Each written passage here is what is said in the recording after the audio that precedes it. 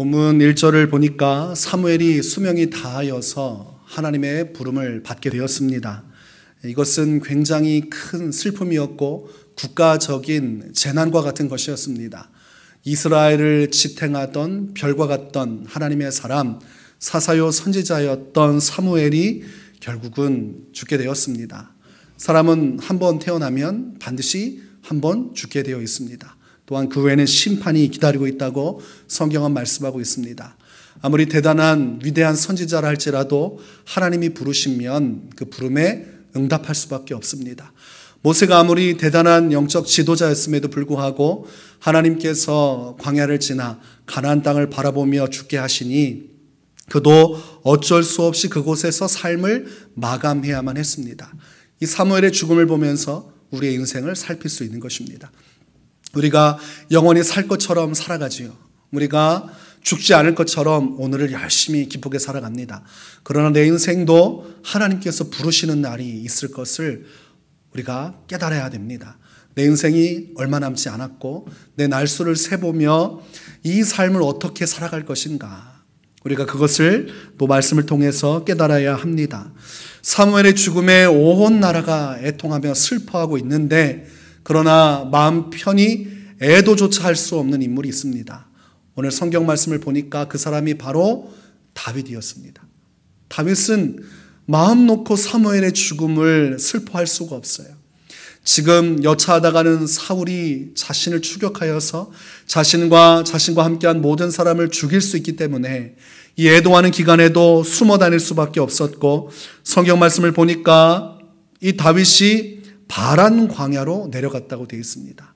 사무엘은 죽었고 백성은 슬퍼하나 다윗은 살기 위하여 바란 광야로 숨어들 수밖에 없었습니다.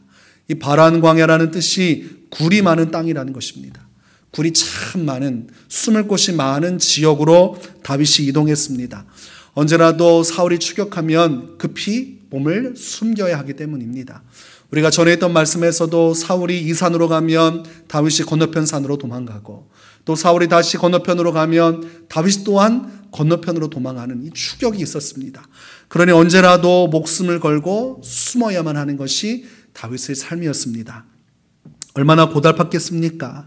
이 바란 광야는 아브라함에게서 쫓겨난 하갈과 이스마엘의 피난처였고, 모세가 가나안 땅을 정탐하기 위해서 정탐꾼들을 보낼 때에 가데스 바네아가 있었는데 그것도 이 바란 광야에 속한 것이었습니다. 12 정탐꾼들이 있었던 곳, 또한 하갈과 이스마엘이 피난처로 삼았던 곳, 많은 하나님과 이 역사에 숨 쉬어져 있는 광야 속에 오늘 다윗은 숨어 들어가 있습니다. 그곳에서 하나님의 때를 기다리고 있는데 얼마나 힘들겠습니까? 여러분, 왕으로서 기름 부음 받았는데 왕이 될 수 없는 상황입니다. 하나님의 약속은 받았는데, 말씀은 받았는데 현실은 아무것도 변화가 일어나지 않습니다. 여러분이 다윗인데 하나님께서 어느 날 사무엘 선지자를 보내서 여러분에게 약속을 주셨습니다. 너는 곧 왕이 될 것이다. 그런데 그 다음부터 목숨을 위협하는 일들이 계속되어지고, 가족의 목숨도 자신의 목숨도 자신과 함께하는 사람들의 목숨도 위협을 받기 시작한다면 여러분은 어떻습니까? 그 언약 기쁘게 받아들일 수 있습니까? 차라리 왕이 안 되고 말지 언제까지 이렇게 살아야만 합니까? 그리고 도대체 언제까지 목숨의 위협을 받고 생존해야만 왕이 되는 것일까? 얼마나 답답하고 불안하고 괴로운 시간의 연속이겠습니까? 오늘도 이 사무엘이 죽고 난 이후에도 이 다윗은 여전히 고통 속에 몸부림치게 되었고, 이제 사무엘이 죽었기 때문에 다윗은 더 많은 고통을 받게 될 것입니다. 그래도 사무엘이 있으니 그나마 다윗이 의지할 사람이 있었는데 이제는 아무도 없어진 것입니다. 왕궁에 가면 적대자만 있지 더 이상 자기를 도와줄 만한, 자기를 리드로 해줄 만한 영적 지도자가 없어진 거예요. 이제 자기가 하나님의 말씀을 따라 이 무거운 짐들을 짊어지고 하나님의 뜻, 이 비전을 성취하기 위해서 한 걸음 한 걸음 나아가만 하는 것입니다. 이제 중보자도 사라졌어요. 이제 자기를 가르쳐줄 선생님도 사라졌습니다. 이제 역사의 현장에 사울이라는 거대한 적이 있고, 그리고 다윗, 그렇게 두려움 가운데 머물 수밖에 없는 현실이 찾아왔습니다. 그럼에도 불구하고 다윗은 끝까지 믿음을 지키고 있는 것으로 우리가 확인할 수가 있는 것입니다. 다윗이 숨고 도망간다는 것은 그만큼 그 안에 믿음이 있다는 것입니다. 사울 왕을 자기가 직접 손으로 죽일 수가 없으니 하나님을 믿고 의지하면서 피하는 것밖에 없는 것입니다. 만약 믿음이 없고 그 안에 어떤 강팍한 마음이 들면 어떻게 하겠어요? 그냥 사울 왕을 내가 죽여버리고 이 문제 끝내겠다. 그래서 적군하고 함께 내통을 해서 적의 병사들을 데리고 와서 사울 왕을 죽일 수도 있고, 그리고 자신에게 기회가 왔을 때도 죽일 수 있을 것입니다. 그러나 다윗은 끝까지 믿음을 지키고 있었기 때문에 자신을 굴 속으로 밀어넣고 있는 것입니다. 믿음을 지키고 있었기 때문에 지금 고통을 받고 있는 것입니다. 우리가 때로는 믿음이 화려하고 아름다운 것 같지만 믿기 때문에 초라해질 때가 있어요. 내가 하나님을 믿지 않으면 화려해질 수 있는 길이 많고 나도 자유롭게 내 마음대로 살 수 있는 길이 수없이 많지만 믿음을 지키기 위해서 초라해지는 경우가 있습니다. 때로는 내 마음이 무너질 때도 있어요. 이게 무엇인가? 내 인생에 고작 이것밖에 안 되나? 그렇게 마음이 무너질 때가 있습니다. 그러나 다윗은 그럼에도 불구하고 오늘도 굴에 숨어 들어가면서 하나님의 꿈을 꾸고 있는 것입니다. 그런 가운데 본문 2절은 한 사람을 소개하고 있습니다. 마온에 한 사람이 살고 있었다고 말하면서 그가 갈멜에 살면서 일을 하는데 그는 굉장히 대단한 부자였다고 성경은 말씀을 합니다. 그의 소유를 실제적으로 표현하기를 양이 3,000마리가 있었고 염소가 1,000마리가 있었다고 되어 있습니다. 여러분, 굉장히 부유한 사람입니다. 양 몇 마리 가지고도 먹고 살 수 있는데 3,000마리, 염소 1,000마리, 4,000마리나 되는 염소와 양떼들을 몰고 다니면서 그들을 보살필 사람들을 주관하는 돈 많은 사람이 있었는데 3절에 보니까 그의 이름이 나발이었다고 되어 있습니다. 그런데 성경은 그 사람에 대해서 평가하기를 굉장히 좋지 않게 평가를 하고 있습니다. 그 사람은 완고하고 행실이 악하였다고 되어 있습니다. 선한 사람이 아니에요. 돈은 많았지만 세상적으로 볼 때 고집이 세고 그리고 선한 마음 없이 자기만 아는 굉장히 이기적이고 욕심이 많은 사람이었다고 말씀을 하고 있습니다. 반면에 그의 아내 또한 소개를 하는데 아비가일이라고 표현을 하고 있고 그녀는 총명하고 용모가 아름다웠다고 말을 하고 있습니다. 이 여인이 굉장히 현숙하고 지혜로운 아내였습니다. 오늘 말씀에서는 그것을 두드러지게 부각을 하고 있는 것을 우리가 확인하게 됩니다. 다윗이 바란 광야에 숨어 있다가 이 나발이라는 사람이 양털을 깎고 있다는 소식을 듣게 됩니다. 그러면서 이 나발 쪽에 자신의 부하 10명을 보내서 부하에게 무슨 말로 나발에게 메시지를 전해야 할지 구체적으로 이야기를 해줍니다. 그것이 본문 6절에서 8절에 기록되어 있습니다. 우리 함께 읽어보도록 하겠습니다. 6절에서 8절 말씀 읽습니다.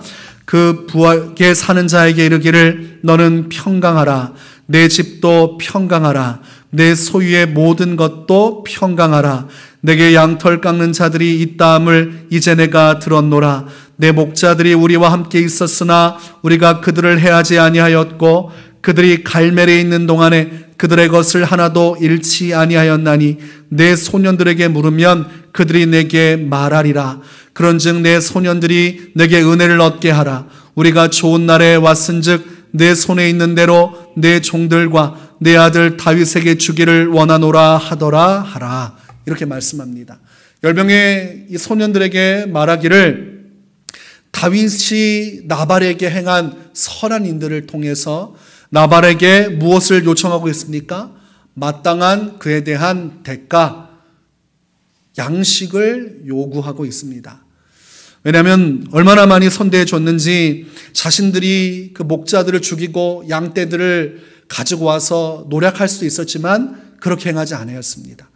여러분, 광야에서 만나고 그리고 그곳에서 풍족한 짐승들을 보게 되면 배고프고 굶주릴 때 어떻게 합니까? 살기 위해서 먹어야 되지 않습니까? 사람이 심하게 굶주리면 심지어 자신의 자녀마저도 삶아 먹는 일이 성경에 있었습니다. 비극이지요. 그러나 다윗과 함께한 사람들은 절대로 남의 소유에 탐심을 갖지 않았고 오히려 그 목자들 그리고 그들의 짐승을 지켜주고 보호해주고 선대해 주었습니다. 그러니까 다윗 입장에서는 나발의 소유된 것들을 지켜주었고 보호해 주었고 어떠한 마음도 없이 그들을 온전히 함께 은혜를 베풀었기 때문에 그에 마땅한 것을 요청하고 있는 것입니다. 여러분, 준 것이 있으면 또한 받을 것도 있는 것 아니겠습니까? 은혜를 베풀었으면 또한 은혜를 받을 수도 있는 것입니다. 다윗이 그런 뜻에서 이 10명의 소년들을 보내고 필요한 양식을 얻어오라고 말한 것입니다. 우리가 지혜로운 사람이었다면 혹여라도 줄 만한 것이 없거나 또는 주고 싶지 않을 때 지혜롭게 말을 돌려서 하는 것이 필요하겠지요. 그런데 오늘 나발이라는 사람은 직구 스타일입니다. 돌려 말하는 것도 없고 숨기는 것도 없고 자기가 하고 싶은 말은 거침없이 내뱉는 사람이었습니다.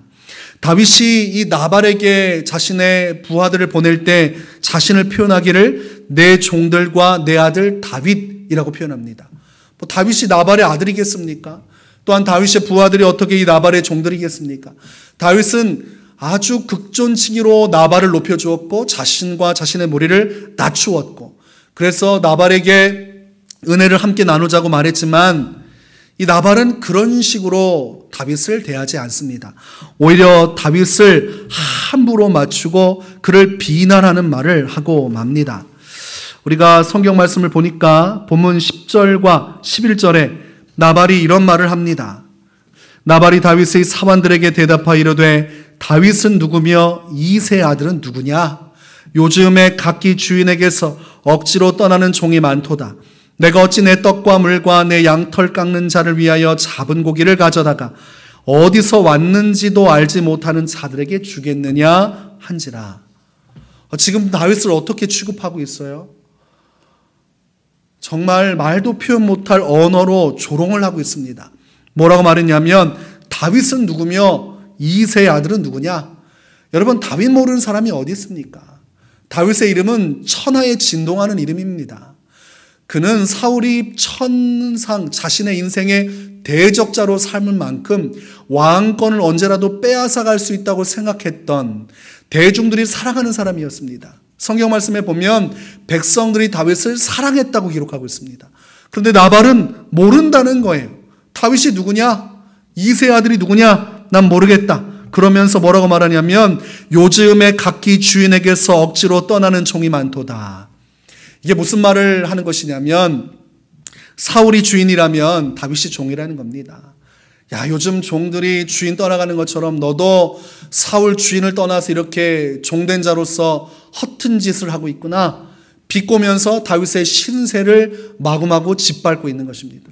종밖에 되지 않는 자가 건방지게 사울왕과 대적하고 정말 꼴에 맞지 않은 행동을 하고 있구나. 이런 메시지를 지금 나발이 던지고 있는 것입니다. 그리고 떡도 있고 물도 있고 고기도 있지만 이건 내 사람들한테 줄 것이지 어디서 왔는지도 알지 못하는 사람들에게 내가 줄 수 없다. 그러니까 자기의 종들만도 못한 사람들이라고 다윗과 함께한 자들을 비웃고 있습니다. 여러분, 이것은 은혜를 원수로 갚는 것이지요. 설령 주지 않는다 할지라도 말을 지혜롭게 돌려서 했어야 됩니다. 어떤 거짓말을 하더라도 이렇게 말해서는 안 되는 것입니다. 이거는 상대방에게 원한을 품게 하는 것입니다. 분노를 일어나게 하는 것이에요. 이제 이것이 큰 문제로 확대가 됩니다. 어떻게 보면 잘만 해결했으면 끝날 수 있는 것이었는데 이 문제가 너무 커집니다. 이렇게 말하니까 소년들이 이 말을 듣고 그대로 다윗에게 보고를 합니다. 가감없이 그대로 토시 하나 틀리지 않고 전달이 되니까 다윗이 결단하기를 나발과 관련된 남자들을 다 죽이겠다. 이렇게 결단을 합니다. 그 마음속에 지금 가뜩이나 신세가 얼마나 처량한 상태입니까? 지금 굴 속에서 숨어 살고 있고 피하고 있는데 겨우 나발이라는 졸부가 이제는 모욕할 만큼 자신의 신세가 얼마나 초라해진 겁니까? 그러니까 다윗도 인격자이지만 화가 난 거예요. 아무리 내가 참고 참는다 할지라도 나를 저렇게 막대게 하는 자, 은혜를 상실하고 나를 모욕하는 자는 반드시 잘못된 것에 대해서 내가 가부간 결정해주고 결단해줘야 된다라고 생각을 한 것입니다. 그래서 어떻게 하냐면 400명의 사람들은 자신과 함께 칼을 차고 나발과 나발의 남자들을 다 죽이기 위해서 이동을 하고 200명의 사람들은 소유물을 지키게 남겨둡니다. 그래서 총 600명이라고 우리가 말씀을 나누었었지요. 400명은 데리고 가고 200명은 남겨둡니다. 이제 나발이 있는 곳으로 가게 되고 나발과 만나게 되면 나발에 관련된 모든 것들은 다 죽게 될 것입니다. 말 한마디 제대로 안 한 결과가 죽음으로 돌아오게 된 것입니다. 그런데 성경 말씀을 보면 때마침 하인 중에 한 명이 그 안주인 아비가일에게 찾아갑니다. 이 상황이 급박하게 돌아가는 걸 알고 이 하이나라가 찾아가서 오늘 본문 14절을 보니까 이런 말을 합니다. 다윗이 우리 주인에게 문안하러 광야에서 전령들을 보냈거늘 주인이 그들을 모욕하였나이다. 여러분, 이 하인이 똑똑하지요? 한 문장인데 잘 이걸 정리하고 있습니다. 이 하인이 굉장히 똑똑하고 상황 판단이 빠른 사람입니다. 지금 이 순간에 아비가일에게 말해서 이 문제를 해결하지 않으면 큰일 나겠구나. 이러다가 정말 난리가 나겠구나. 그러니까 이 상황을 재빨리 아비가일이 캐치합니다. 그러니까 하인도 지혜롭고 아비가일이라는 여인도 지혜로워요. 하인이 이 정도 사인을 주니까 알아챘습니다. 이러다가 다 죽겠구나 싶으니까 18절에 급히 음식을 만들기 시작해요. 그래서 지금 싸들고 갈 수 있는 음식 위주로 해서 급하게 음식을 바리바리 싸서 출발하기 시작합니다. 타이밍이 늦으면 칼을 갖고 이미 자신들의 거처로 들어오게 되면 그때는 끝난 겁니다. 들어오기 전에 만나야 사는 거예요. 여러분, 골든타임이라고 아시죠? 환자가 구출을 받을 수 있는 적절한 시기가 있습니다. 이게 골든타임이에요. 다윗이 들어오기 전에 먼저 만나서 이 양식을 통해서 마음의 분노를 풀어주지 않으면 다 죽는 겁니다. 급하게 이동을 하게 됩니다. 23절과 24절에 이렇게 기록합니다. 아비가일이 다윗을 보고 급히 나귀에서 내려 다윗 앞에 엎드려 그의 얼굴을 땅에 대니라. 그가 다윗의 발에 엎드려 이르되 내 주여 원하건대 이 죄악을 나 곧 내게로 돌리시고 여종에게 주의 귀에 말하게 하시고 이 여종의 말을 들으소서. 급히 달려가서 다윗 무리들과 도중에 만나게 됩니다. 그리고 아비가일이 어떻게 행동해요? 마치 왕에게 하듯이 지금 다윗을 극존칭으로 높이면서 내 주여라고 말하면서 자신의 얼굴을 땅에 대고 엎드려서 굴복하는 자세를 취합니다.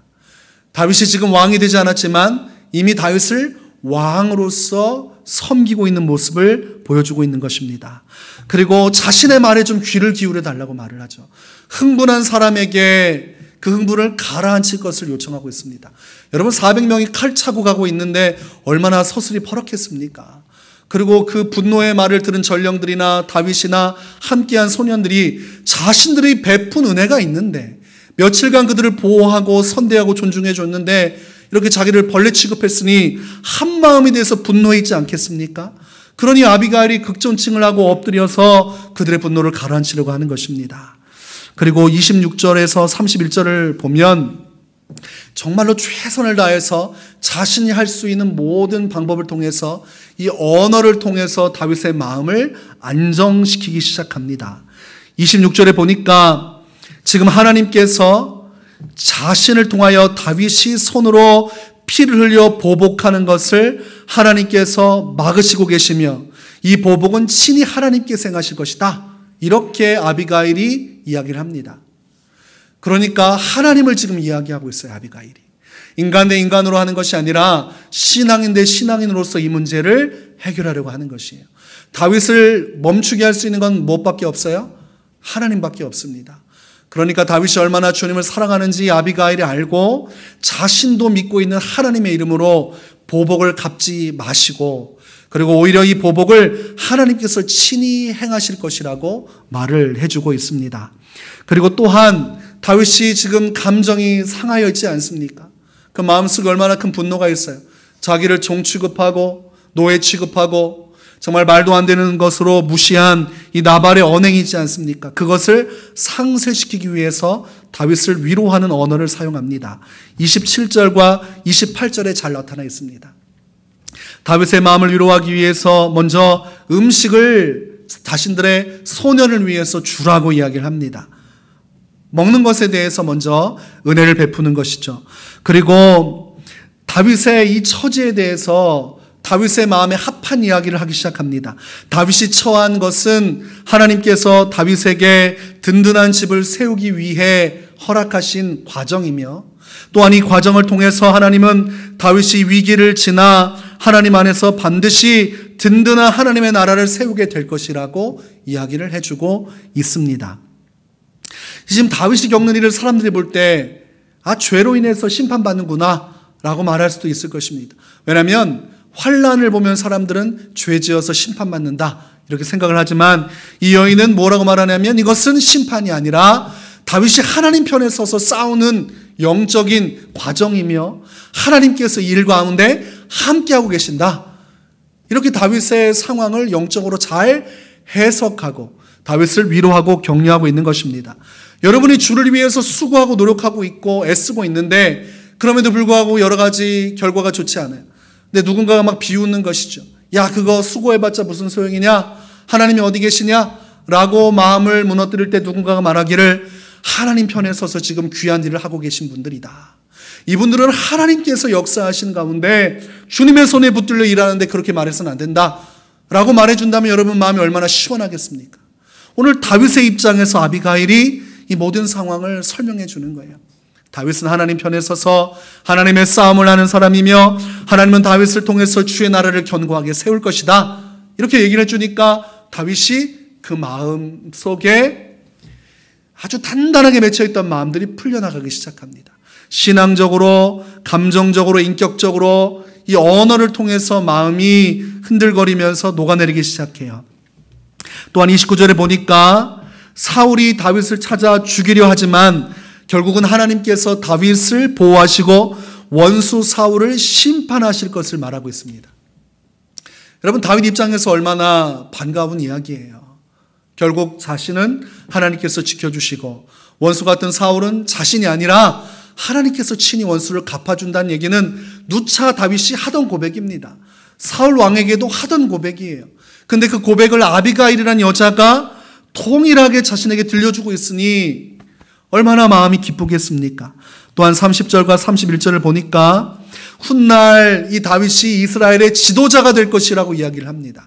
그리고 그때에 자기를 기억해 달라고 이야기를 해요. 여러분, 아무것도 일어나지 않았습니다. 다윗은 왕이 아니에요. 왕이 된다는 보장이 없습니다. 지금 정권은 누가 다 잡고 있습니까? 사울이 다 잡고 있어요. 다윗에게 무엇을 기대할 수 있습니까? 그런데 아비가일은 확신하고 있어요. 당신이 훗날 지도자로 서게 될 것입니다. 그리고 그때에 나를 기억해 주십시오. 여러분, 얼마나 좋은 말이에요. 얼마나 좋은 말이에요. 얼마나 기쁜 말입니까? 이 말이 다윗의 마음을 뒤흔들었습니다. 그러자 33절에 다윗이 이렇게 화답합니다. 또 내 지혜를 칭찬할지며 또 내게 복이 있을지로다. 오늘 내가 피를 흘린 것과 친히 복수하는 것을 내가 막았느니라. 아비가일의 한 말이 다윗의 마음을 녹여냈습니다. 그리고 나발은 자신의 입술을 통해서 죽음을 자처하게 됐지만 아비가일의 입술을 통해서 나발은 살 수 있는 길이 열렸고 또한 모든 남자의 목숨도 살 수 있는 길이 열렸습니다. 아비가일이 이 모든 문제를 다 해결하고 나서 집에 가봤더니 이 나발이라는 사람은 여전히 어리석은 사람이에요. 왕처럼 잔치를 배석하고 신바람나게 술에 취해 있었습니다. 아비가일이 다음날 술이 깬 이후에 다윗이 군사들을 이끌고 와서 나발을 죽이려 했었다는 얘기를 하니까 충격을 받습니다.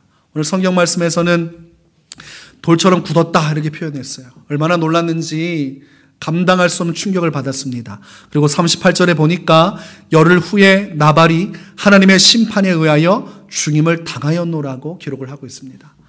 아비가일의 말대로 되었죠. 다윗은 보복을 하지 않았고 대신 하나님께서 보복해 주었습니다. 이것을 통해서 아비가일이라는 사람이 영적인 눈이 있는 여자, 그러니까 영적으로 상황 판단을 할 수 있는 분별력이 있는 여자였음을 알게 해줍니다. 하나님에 대한 신앙이 있었고 그리고 하나님 안에서 이 혀를 통하여 언어를 통하여 귀한 일들을 이루어 나갈 수 있는 하나님 앞에서 준비되어진 여인이었음을 알 수 있습니다. 우리가 성경 말씀을 통해서 보게 되는 것은 이 혀를 어떻게 사용하는지가 굉장히 중요하다는 사실입니다. 오늘 나발과 아비가일이지만 그들이 똑같은 사람이지만 이 혀를 어떻게 사용하는지에 따라서 죽을 수도 있었고 또 생명을 구원할 수도 있었다는 것을 알게 됩니다. 야고보서 3장 6절은 혀는 곧 불이요 불의의 세계라. 혀는 우리 지체 중에서 온몸을 더럽히고 삶의 수레바퀴를 불사르나니 그 사르는 것이 지옥불에서 나느니라. 혀를 잘못 사용하면 불이 나기 시작하는데 이 지옥불 같은 거라 모든 걸 다 불태운다는 겁니다. 혀를 잘못 사용하면 상대방도 죽이고 그로 인해서 나도 죽는 것입니다. 내가 어떤 언어를 쓰냐에 따라 우리 인생은 어떻게든 좌로든 우로든 멸망이든 또한 축복이든 어느 한 군데로 가게 돼 있어요. 그래서 혀를 어떻게 사용하는지가 참 중요합니다. 가족 간에도 이 혀를 잘못 사용하면 칼부림이 납니다. 우리가 추석이나 설 연휴 기간에 뉴스를 통해서 꼭 보는 것이 있지 않습니까? 가족 간에 칼부림이 나서 아버지가 자녀를 죽이든 자녀가 아버지를 죽이든 친척 관계에서도 막 칼부림이 나지 않습니까? 보면 말다툼이에요. 말을 함부로 내뱉다가 그것이 상대방의 분노를 일으키고 그러다 보니까 분노를 이기지 못하고 순간적으로 죽이고 마는 것입니다. 어렸을 적에 자녀에게 상처 주는 말을 하면 자녀의 마음이 병들게 됩니다. 그리고 어떻게 됩니까?